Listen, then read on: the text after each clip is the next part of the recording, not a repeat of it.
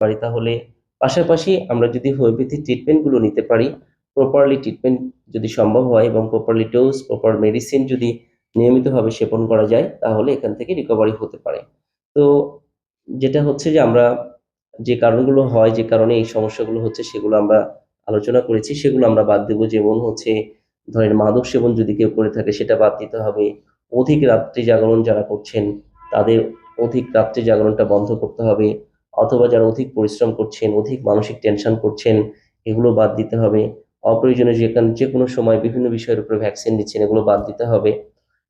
এগুলো মেনটেন করে চলতে হবে। পাশাপাশি সেটা হচ্ছে নিয়মিত ব্যায়াম, পুষ্টিকর খাবার খেতে হবে এবং পর্যাপ্ত ঘুম। অধিক গরম বা শীত, যে কথাটা আলোচনা করলাম, সেটা অধিক গরম বা শীতের মতো জায়গায় দীর্ঘ সময় থাকা যাবে না। এই বিষয়গুলো খেয়াল রাখতে হবে।